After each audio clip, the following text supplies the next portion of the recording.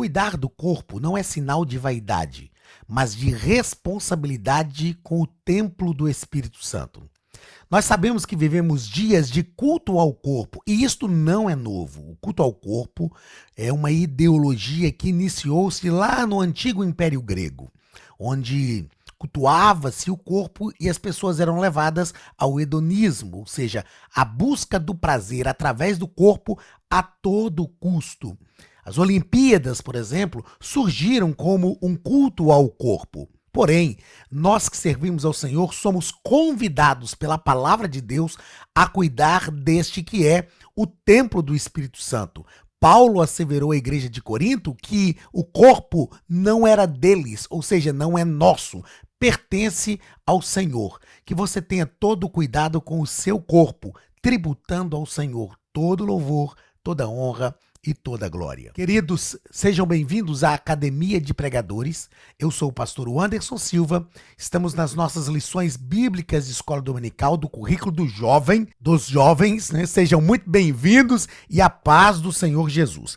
Na aula de hoje, nós estudaremos a lição de número 6 deste segundo trimestre de 2024, lição do dia 12 de maio de 2024, e o título da nossa lição é A Realidade Bíblica do Cuidado com o Corpo. O texto principal da nossa lição está na segunda carta de Paulo aos Coríntios, capítulo 5, e o versículo 10. Porque todos devemos comparecer ante o tribunal de Cristo, para que cada um receba segundo o que tiver feito por meio do corpo, ou bem ou mal. Ou seja, o nosso corpo é instrumento de recompensa. Não é? Tudo que nós fizermos com o corpo será recompensado.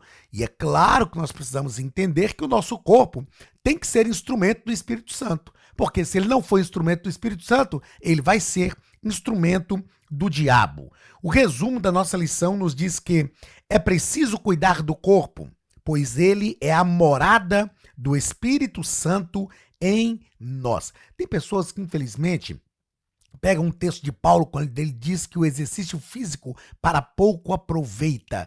Paulo não está falando que nós não devemos exercitar o nosso corpo, que não devemos cuidar do nosso corpo. Ele está dizendo que o exercício físico para pouco aproveita dentro do propósito do que ele está falando. Mas nós sabemos muito bem que precisamos cuidar do nosso corpo. O texto bíblico está na primeira epístola de Paulo aos Coríntios, capítulo 6, do versículo 12 ao versículo 16, que nos diz o seguinte: todas as coisas me são lícitas, mas nem todas as coisas me convêm.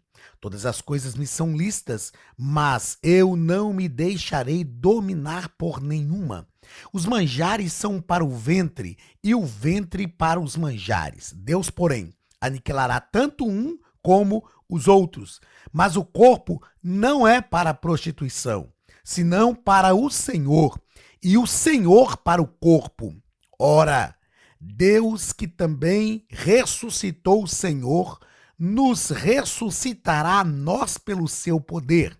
Não sabeis vós que os vossos corpos são membros de Cristo? Tomarei, pois, os membros de Cristo e fá-los-ei membros de uma meretriz? Não, por certo. Ou não sabeis que o que se ajunta com a meretriz faça um corpo com ela? Porque serão, disse, dois numa só carne.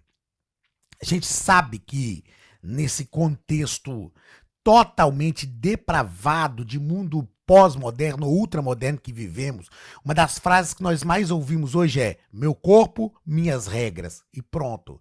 E nós vamos entender que isso impacta toda uma relação da pessoa com ela mesma, com a sociedade e com Deus. Nós vamos estudar aqui na lição da próxima semana sobre a realidade bíblica do casamento e vamos tratar um pouco também sobre o aborto. Então essa frase, meu corpo, minhas regras, é utilizada também por aqueles que defendem o aborto. Nós sabemos muito bem que O nosso corpo é templo do Espírito Santo e é isso que nós precisamos entender. Nós precisamos compreender que nós somos criados por Deus seres integrais, corpo, alma e espírito, e tudo deve ser santificado. A palavra de Deus nos diz que precisamos ser santo em toda a nossa maneira de viver. A Bíblia nos diz também que precisamos preservar irrepreensível o nosso corpo, repreensível, o nosso corpo, alma e espírito para o dia da redenção. Então, o nosso corpo é tão importante quanto a nossa alma e o nosso espírito. No primeiro ponto da nossa lição, o pastor Alexandre Coelho vai nos falar sobre Deus nos criou seres sexuais. A lição de hoje, embora tratando sobre a realidade bíblica do cuidado com o corpo, ela vai falar muito sobre a questão da sexualidade. Vai fazer alguns apontamentos só da questão do cuidado com o corpo, mas vai falar muito sobre a sexualidade. E nesse primeiro ponto, o nosso escritor então vai nos tratar sobre Deus nos criou seres sexuais. No primeiro parágrafo, a criação divina. Então, a decisão divina de fazer somente 2 sexos foi suficiente para que a raça humana pudesse obedecer ao mandamento divino de dominar e povoar a terra, e de se realizar e de se reproduzir por meio do ato sexual. Não tem como fugir desta verdade. Deus criou homem e mulher, macho e fêmea. Pronto.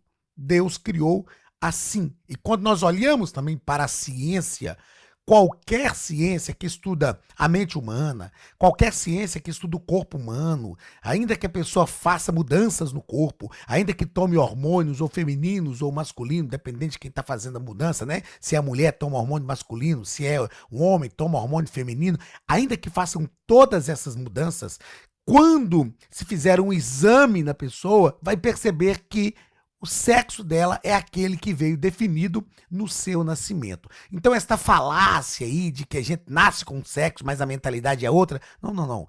Como psicanalista e terapeuta clínico que eu sou, a gente sabe que existem várias razões que levam a pessoa a optar pela relação sexual com o mesmo sexo, mas não é uma razão genética. Não é genética. Definitivamente, a ciência já provou que não é genética, porque Deus fez somente 2 sexos. O segundo parágrafo, aliás, fala disso, somente 2 sexos. Então, quando Deus criou o homem e a mulher, os fez macho e fêmea. Numa outra versão diz, homem e mulher os criou. O texto diz assim, Gênesis capítulo 1 e versículo 27. Criou Deus o homem, a imagem de Deus o criou. Homem e mulher os criou. Perceba que vai para o plural. O macho e fêmea os criou. Deus fez assim. E não é possível, como eu já disse aqui, não é possível mudar essa natureza, porque foi assim que Deus fez e assim está estabelecido. Como já falamos aqui, não obstante cada um tomar as suas próprias decisões, e sempre que nós tratamos disso aqui na nossa Escola Bíblica Dominical da Academia de Pregadores, vários trimestres, várias lições, nesses 9 anos lecionando aqui pela Academia de Pregadores, nós já tratamos desse assunto. Eu gosto sempre de frisar que respeito a decisão das pessoas, respeito a dignidade humana de quem decide relacionar-se com pessoas do mesmo sexo, ok? Eu respeito a dignidade humana dessas pessoas. Só que de acordo com a palavra de Deus, de acordo com o que nós cremos, isto é pecado. E pronto. Assim como adulterar, mentir, fazer fofoca, disseminar intriga, é também pecado. Ok? Terceiro parágrafo do primeiro ponto. O pecado de Adão e Eva não foi o relacionamento sexual. Isso é claro. Lá em Gênesis capítulo 1, versículos 26 ao 28 ali, próprio Deus abençoou Adão e Eva e disse, multiplicai, sede fecundos e enchei a terra.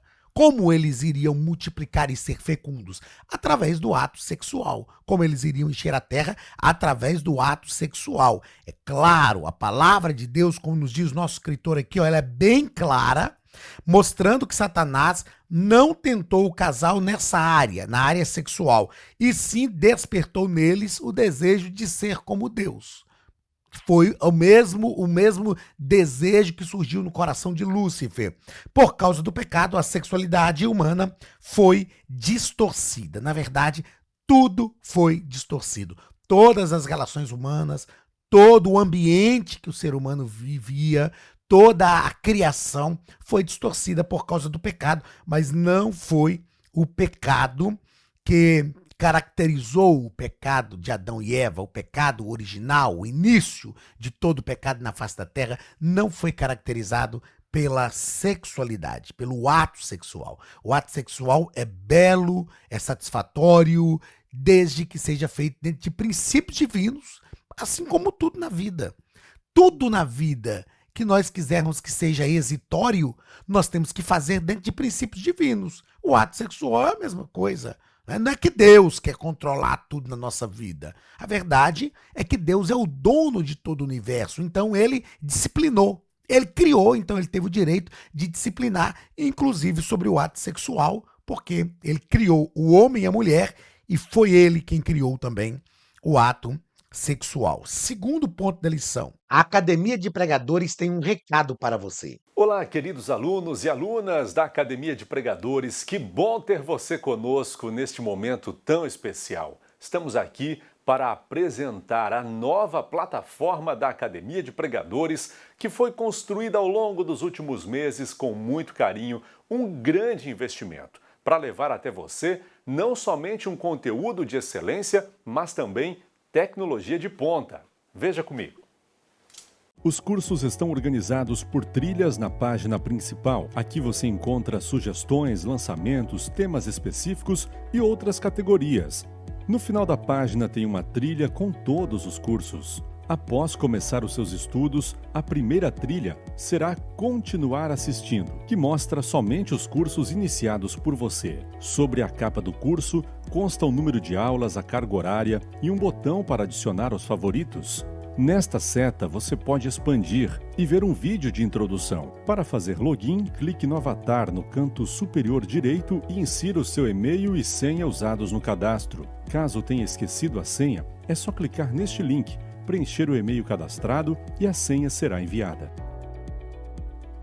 No canto superior esquerdo fica o novo menu do portal. Ao abrir um curso pela primeira vez, você vê as informações do curso e do professor. E na lateral, ou logo abaixo se for no celular, está a lista de módulos e aulas.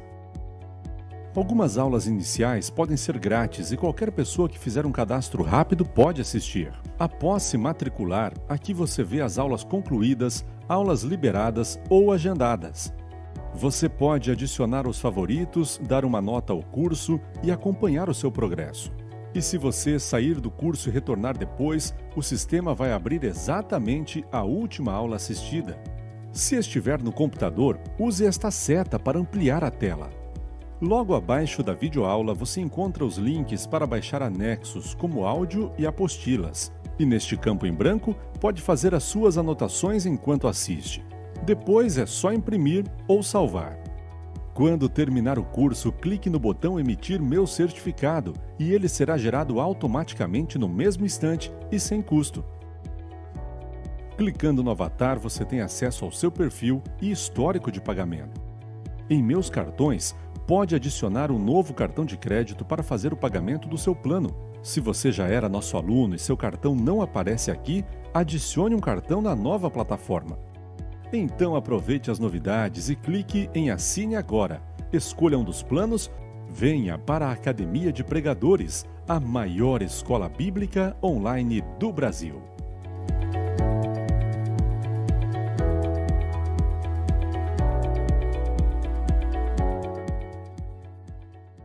Perigos do mau uso do corpo e da sexualidade. Perigos do mau uso do corpo e da sexualidade. No primeiro parágrafo, o nosso escritor vai tratar aqui sobre a prostituição. Primeiro parágrafo do segundo ponto, a prostituição. E ele deixa claro que a palavra de Deus nos faz sérias advertências contra a prostituição, tanto no Antigo quanto no Novo Testamento. A prostituição é vista também por um aspecto espiritual. Quando o povo de Israel adorava outros deuses, isso era tido por Deus como uma prostituição espiritual. É importante definir aqui a palavra prostituir, que vem do latim prostituere, que vem de dois termos, um prefixo que é pró e a palavra situere. Pró significa à frente e situere, colocar, instalar. Então, o que é prostituir? É colocar-se à frente daquilo que foi instalado,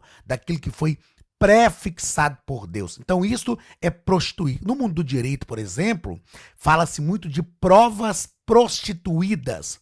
Ou seja, são provas que são conseguidas não pelo viés da lei, que não são provas que são adquiridas através de indícios verdadeiros, genuínos, mas são provas que são forjadas.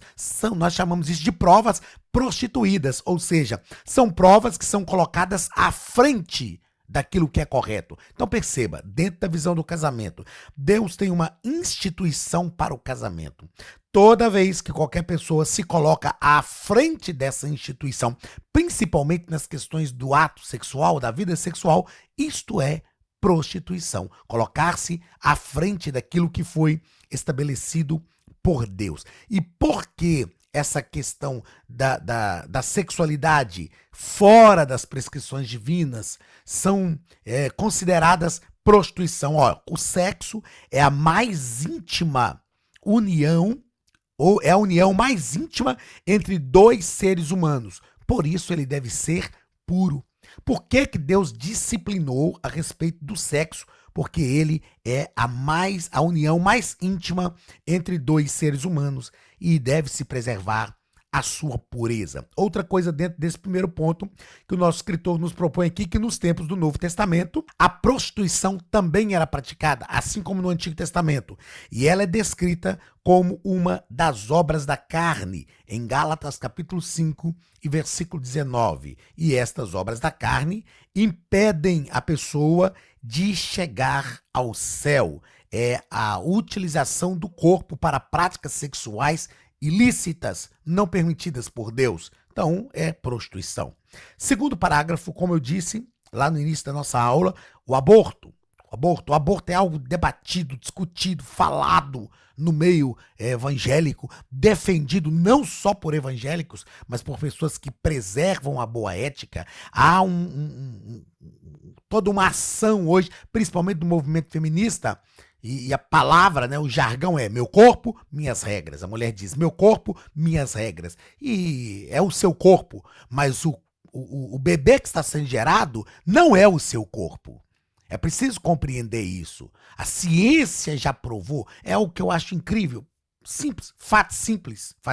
Eu tenho filhos que estão estudando medicina, então esses dias eu estava conversando com o meu filho e a minha nora, e eles estavam me falando de algumas descobertas que eles estão fazendo nesse mundo da medicina, e a minha nora dizia, Deus é perfeito, a forma que Deus fez é perfeita. Então perceba o seguinte, o bebê fica ali 9 meses no útero da mãe, envolto por uma placenta. Na verdade, ele é um corpo estranho ao corpo da mãe. O sangue não se mistura, a placenta protege, o útero isola o corpo do bebê ali dentro do corpo da mãe, né? E eu acho tão incrível que ele fica ali 9 meses envolto pelo líquido amniótico. Eu acho que é esse termo, líquido amniótico. E quando ele nasce, e outra coisa, esse líquido fica nas vias aéreas dele. Fica nas vias aéreas. Por quê? Porque ele está envolto pelo líquido. Quando ele está nascendo e ele começa a respirar, se ele aspirar o líquido amniótico, ele tem possibilidades de ter lesões cerebrais sérias e definitivas. A minha pergunta é, mas ele já não estava ali envolvido por esse líquido? Porque agora, se ele aspira o líquido que ele estava envolvido, isso traz um prejuízo tão grande para a saúde dele. E é algo realmente divino isso aí. É preciso entender o seguinte, a mulher que está grávida e diz o meu corpo, minhas regras, ok, beleza, vamos considerar então meu corpo, minhas regras. Só que o corpo do bebê não é corpo dela, é corpo dele. É um outro ser que já está sendo gerado ali. Então, só de pensar dessa forma, se você não quiser fazer uma defesa bíblico-teológica contra o aborto, É só pensar de forma lógica, de forma prática e de forma ética. E nós sabemos que a Bíblia reprova o aborto, reprova. Ah, pastor, mas é porque foi resultado de um estupro. Quer dizer que é mais fácil abortar do que submeter aquela vítima de estupro a sessões terapêuticas, trabalhar com ela, ok? Eu não estou dizendo aqui que não pode. Nós sabemos que no Brasil a lei permite mulheres que se engravidam como resultado de um aborto, a lei permite abortar, ok? Ok. Quem sou eu para definir isso na vida da pessoa? Mas nós precisamos passar por caminhos, não caminhos paliativos, por caminhos plenos. Se a mulher abortar, vai resolver o problema? Vai conseguir retroceder a questão do estupro? Ela já está traumatizada, né? Ela já foi traumatizada, vai sofrer um trauma, que é o trauma do estupro. E agora nós vamos submetê-la a um outro trauma físico, emocional e psicológico, que é o trauma também do aborto. Então há que se pensar. Ah, pastor, então você discorda se a mulher quiser abortar? Não. O que eu estou dizendo para você aqui é que nós precisamos trabalhar com pensamentos plenos. Vamos sim submeter a moça ou a mulher, né, a todo um procedimento terapêutico e depois definir. O que nós não podemos é fazer as exceções virarem regra. Ok? Isso é muito perigoso. Exceções são exceções. Exceções não podem se tornar regras. Terceiro parágrafo desse segundo ponto, onde estamos tratando sobre os perigos do mau uso do corpo e da sexualidade. E no terceiro parágrafo, nosso escritor vai falar de formas distorcidas de sexualidades. E aí ele vai citar algumas coisas que nós temos discutido, né, ao longo desses trimestres passados, tratando sobre as questões de cuidado com o próprio corpo, né? O homem nasce homem e a mulher nasce mulher. Acabou, isso é verdade, ó. Por mais que essas ideologias recentes tentem impor pensamentos que digam que é possível nascer de um jeito e se sentir de outro, tal pensamento vai contra a biologia. Como eu disse aqui, o menino pode tomar hormônio feminino para transformar o seu corpo, colocar mama, ele pode fazer de tudo, pode se transformar, né? Pode tirar ali o pênis e criar uma vagina. Faz isso. A ciência hoje faz isso. Mas quando a gente for submetê-lo a um teste hormonal, quais são os hormônios dele prevalecentes? Hormônios masculinos. A menina pode tirar os seios, pode tomar hormônios masculinos para crescer pelo no rosto. Ela pode se masculinizar, mas se submetermos essa menina, que se masculinizou através de hormônios, a um teste hormonal, quais vão ser os hormônios prevalecentes dela? Femininos. Isso não muda. Então isso vai de encontro à biologia e, sobretudo, vai de encontro à palavra de Deus. Vamos ao terceiro ponto da nossa lição, onde vamos tratar sobre o fim da sexualidade mundana, humana, o fim da sexualidade humana.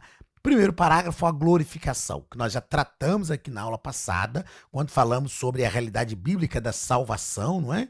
Na aula passada ou na aula anterior? Me parece que na aula passada mesmo, tratamos sobre a realidade bíblica da santificação cristã.